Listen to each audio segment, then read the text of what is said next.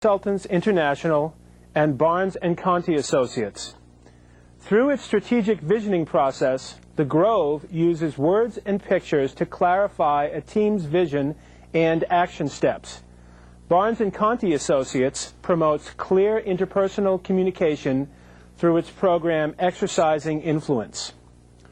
The more multicultural our organizations become, the more we need to return to human essentials. The theory that team rhythm is based on is as essential as earth, fire, air, and water. Team rhythm also utilizes the oldest known international language, rhythm. Though many people confess they don't have rhythm, everyone breathes. Everyone's heart beats.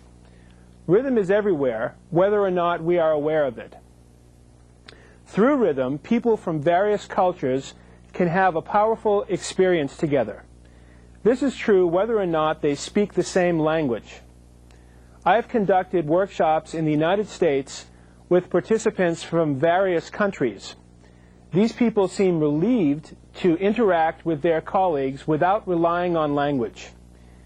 Team rhythm is process and not content-driven. It does not favor one cultural approach to cooperation, visioning, or communication style over another. It's all about validating whatever exists among people and challenging them to become more themselves. Also, team rhythm does not require prior musical experience. People simply need to listen and be present with each other. Ultimately, it doesn't really matter whether groups end up making good music together. However, they usually do. The important part is connecting the musical experience to their everyday work-life issues. These issues include challenges related to leadership styles, territoriality, interpersonal communication, feedback skills, racial or cross-cultural diversity, creativity blocks, or radical change, among others. You might ask yourself, why use music to teach about effective team skills? Music provides us with a very powerful metaphor for transformation. In the United States, our models for effective leadership have been traditionally based on competition. Achieving fulfillment has somehow required that there be winners and losers.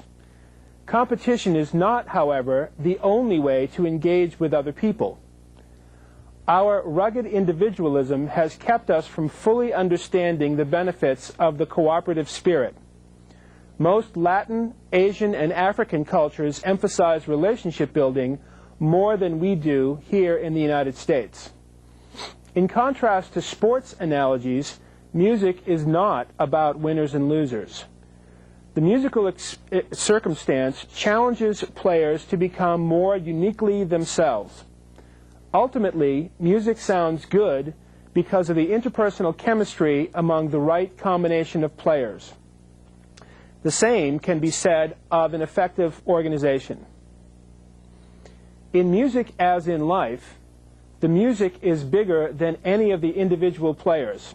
It doesn't come from us, but through us. Keeping our egos in balance promotes personal power and responsibility. The leader's job is to set the whole group up for success. The space you leave open is sometimes more important than the notes you play. Leaving space expresses trust. Finding your identity is about defining your contribution to the group. If you don't like what you're hearing, make it better. Listen to everything in the room and play what is not being played. Listen continuously and stay connected. If we maintain the same pulse or commitment, there is much we can explore together. Let me say a few words about the percussion instruments themselves. For our purposes, they are mere vehicles of connection and interaction.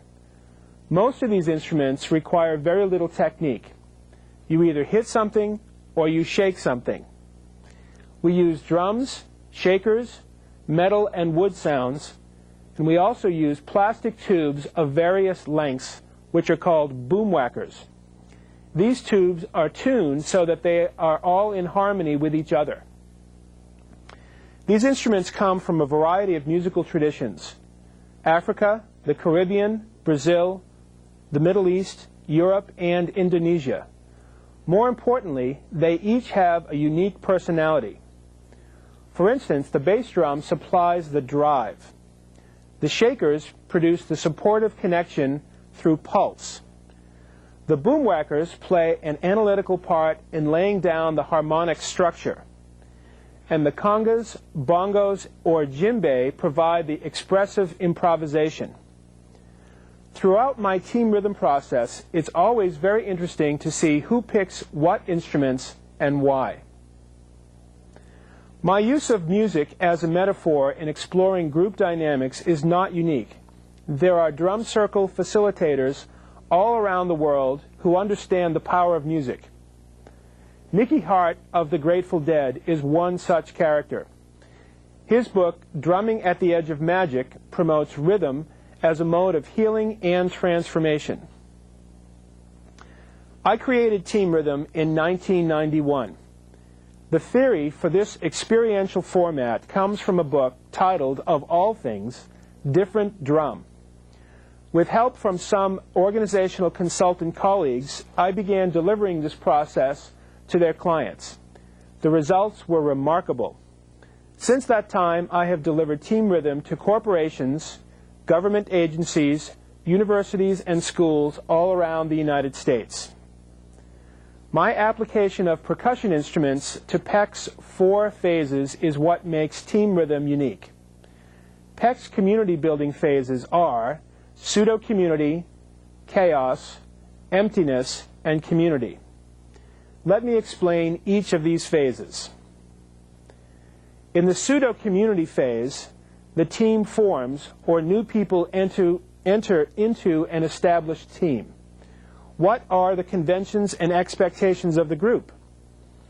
Team members search for appropriate ways to fit in, though they don't really know each other yet. In the next phase, the chaos phase, challenges surface, disagreements erupt, confusion happens. Individuals are more authentic about their real perspectives and feelings, which may be contrary to those of their team members. People's attachments to their own ways keep them from reaching mutually acceptable solutions. During the emptiness phase, individuals become weary of chaos and let go of at least some measure of attachment. Team members revisit their vision and explore previously unconsidered possibilities. The team process consciously includes the perspectives of various personalities and functions. They eventually discover far more satisfying solutions to their shared challenges. During the community phase, the team reaches the high-performance zone. Alignment happens. Ideas flow. Commitments are kept. Team members are compelled by the alchemy of clear vision, group intelligence, interpersonal trust, and the will to make the impossible happen. In team rhythm, I bring people through 4 musical phases that mirror Peck's 4 community building phases. Each of these phases has a unique set of instructions. After each phase, we talk about what happened musically. We take note of what worked well and what could be improved upon. Then we focus on their specific issues related to group dynamics. The first musical phase is characterized by control. I assign an instrument to each person and tell him or her exactly what to play. These instructions work for some people because the activity is completely orchestrated. They are clear what the vision or goal is, and they know what to do. Many people are pleasantly surprised by how good the group sounds. Other people feel restricted. Once they learn their parts, they want to improvise, but I've told them not to. They feel that the music holds together, but it needs to go somewhere. Some give in to the greater good at the expense of their individuality. It's always interesting to see who plays within the stated rules and who asserts themselves. Then we move on to talking about what control looks like in their organization. What is their prevailing leadership style? What conventions and behaviors does the company culture support? What organizational essence is passed along through storytelling? What aspects of an organization's legacy are better left behind? Phase 2 of the musical phases is chaos, and chaos differs from the first stage in that participants may now do whatever they want to. There are just a few exceptions. Participants may not talk or leave the room, and they may also try to take instruments away from each other.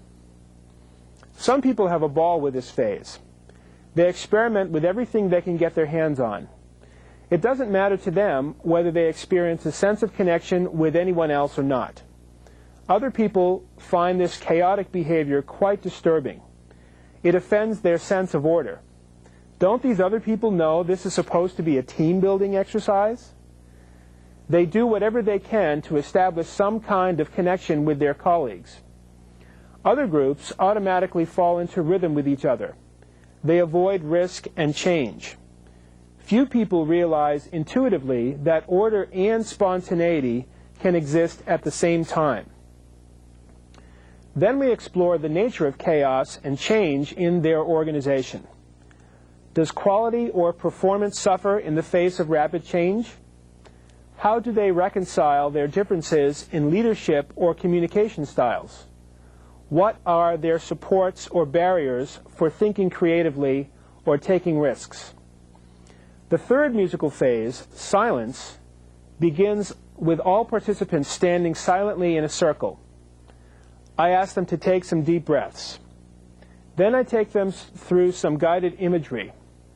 Imagine that you are walking through a forest. There are all kinds of birds in this forest, from small to large. Some have sweet-sounding songs. Some are loud and squawky. At one point, you hear a silence. And in that silence, imagine that you make your own call. And what you are saying is essentially what the birds are saying to each other. And that is, here I am me. Then I ask people to open their eyes. Now the musical instruction is to make a simple statement and then listen a lot. The idea is to play a cluster of notes and then listen to see what happens. What often happens is that people begin playing a variety of random sounds. At some point, someone usually realizes that he or she can respond to someone else's call. They begin a musical conversation. Other people notice this connection and want to join in. In this phase, some people are frustrated from a sense of ambiguity. They're still confused about what they're supposed to experience. Others feel relaxed. They simply enjoy hearing the diversity of sounds. Sometimes people realize they can play impulse and still leave space for each other. They come to understand that nothing intelligent will happen until someone asserts him or herself. The focus shifts again to their real-life work experience. What is their common pulse or compelling vision? What kind of personal mastery do they take ownership of? How can they offer what they truly love to do as a service to others? How well do they listen to each other? How competent are they at giving each other appropriate feedback? What other perspectives besides their own can they leverage to address their current challenges? This third phase has two essential components. The first is realigning with the vision. Being aligned allows people to move quickly along their common path. They proceed undistracted by the dramas that less focused people generate. The second is reestablishing connection through clearer communication. This begins with knowing who you are. If you are clear and confident, you can also be more open to others. You can see them as potential assets. You can be engaged without being judgmental. The final musical phase is, in a sense, a combination of the previous three. The group agrees to begin at a certain tempo. Some people play structured parts. The bass drum provides a solid foundation. The shakers produce a consistent pulse. Other people are free to improvise, continuing to have musical conversations. All the while, everyone needs to remember to leave space for others to express themselves. By the fourth phase, the majority of participants feel a sense of transformation. The music in the first phase sounded okay, but the last phase feels great. More importantly, people get to see each other as whole human beings. Some participants reveal something new of themselves to their colleagues. They engage with each other as work and playmates. They also walk away with a clearer sense of what compels them to work together. When I started delivering Team Rhythm in 1991, I worked primarily with Peck's community building model. After a while, I began noticing how other four-phase models coincided with Peck's. I believe that the value of this matrix comes from its holographic nature. Effective team building doesn't come from a simple linear progression of one four-phase model. Human beings, just like our DNA, are more complex than that. The matrix serves to illustrate that all of these processes are happening simultaneously. These models describe a natural progressive cycle or complementary parts of a whole. The point is that no one component is more valid than any other component. Adolescence is just as valid as adulthood. Fire is just as essential as water. A whole team needs people who are visionary as much as those who are analytical. Though chaos and emptiness can be painful, they are necessary steps towards reaching community. The bad news is that you've got to go to hell before you can get to heaven. The good news is that we have a roadmap for getting to heaven. Participants have all kinds of realizations about their work circumstances as a result of this process.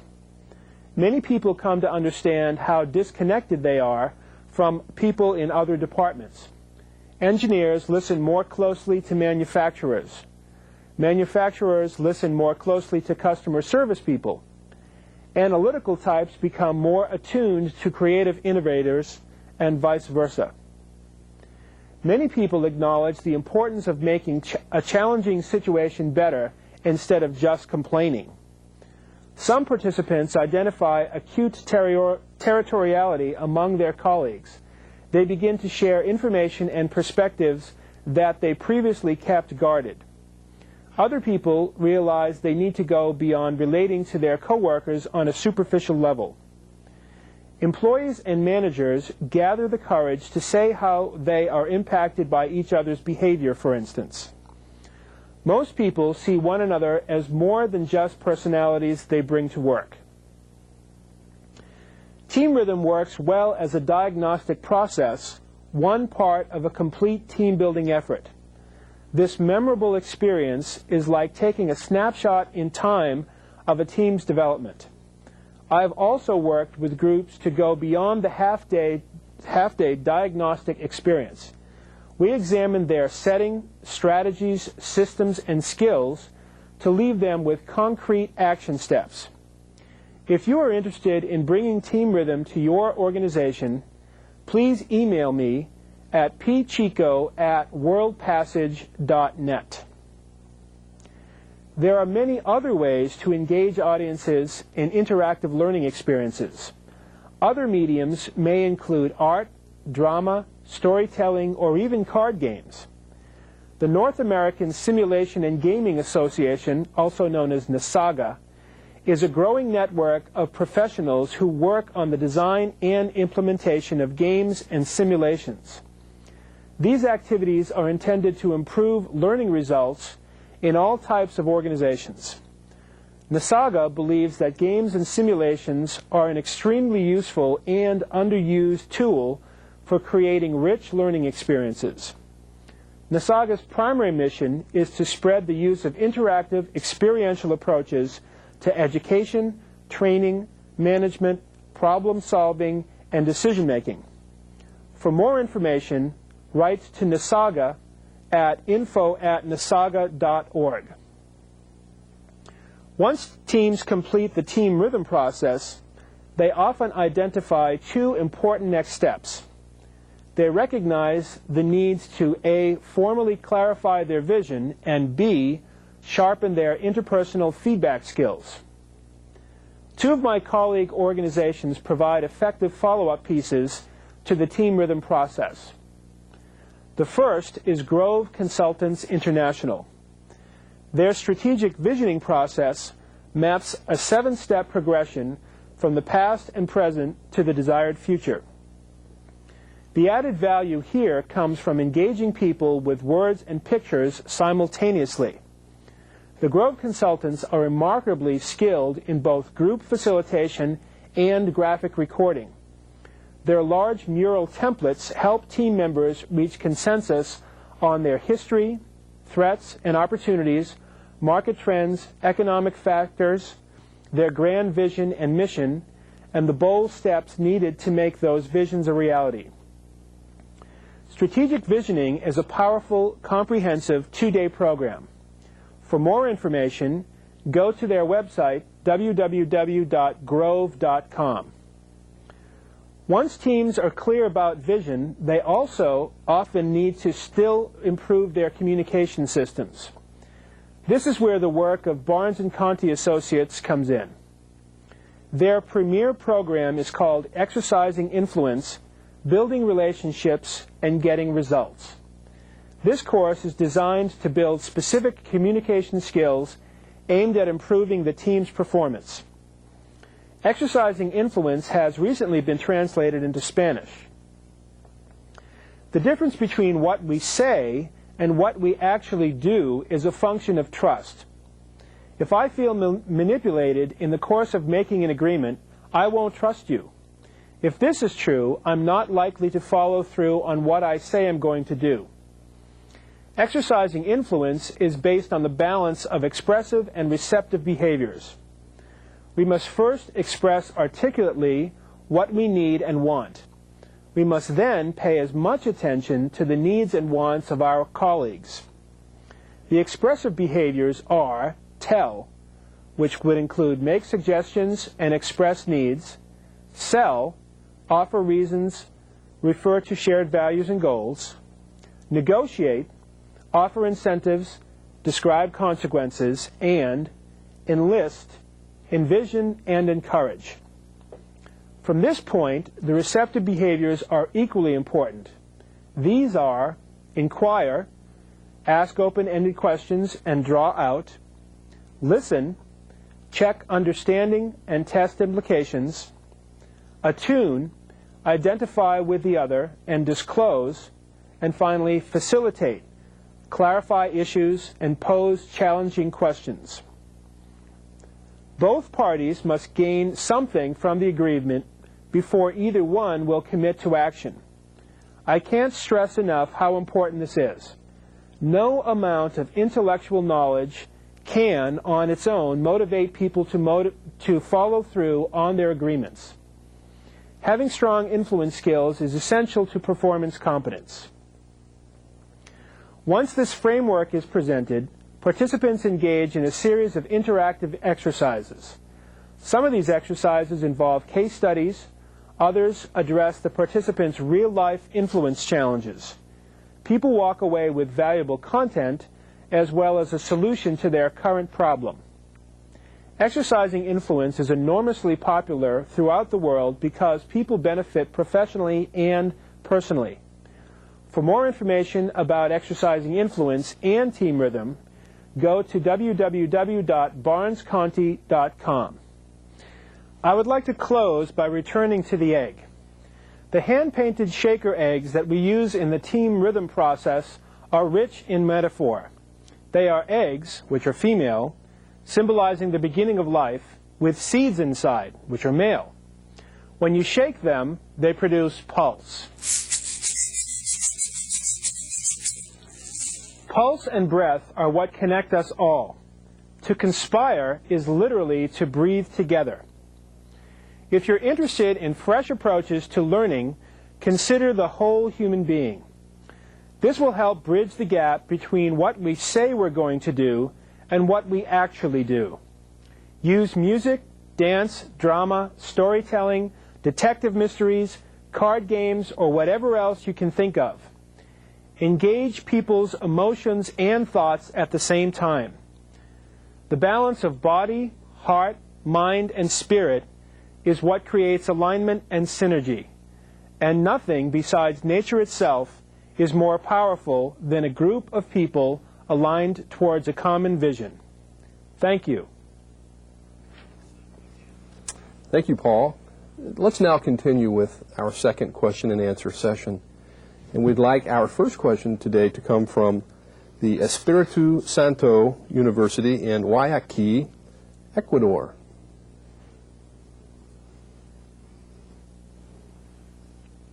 Thank you very much. A greeting to all of you. We would like to present to you the possibility of how can all these concepts presented how can they be applied to the field of education? Thank you. How can we apply this to education? The team rhythm method to education, and there's clearly a knowledge link here. But right. Well, education, just like any other kind of organization, has a variety of different segments or different functions that need to work together. There's the actual educators themselves, the administrators, of course the students. All these people really need to be able to talk to each other and really voice all of their concerns to each other, so that just like any sort of client-customer relationship, that the provider-customer relationship, the provider knows what the client needs and wants, and also the student the people receiving the service are also clear about what the educators and the administrators can actually provide them. So it's this an ongoing conversation. I have worked with different universities in various parts of the country, and I have found that they are just as eager to learn from each other these things that people are in corporations. Okay, that's critical. It's critical. Let's take a question now from Serviço Nacional de Aprendizagem in Sao Paulo, Brazil. Thank you.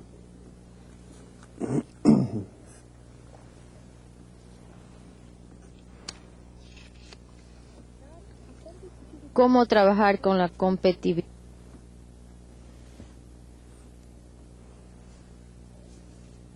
diferentes? Clarification.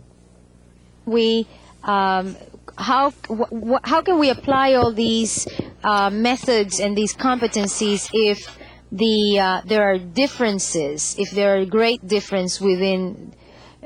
Okay. Okay, let's try an organization that has tremendous differences or differences of thought. How can you try when there are different competencies? Can you repeat the question again?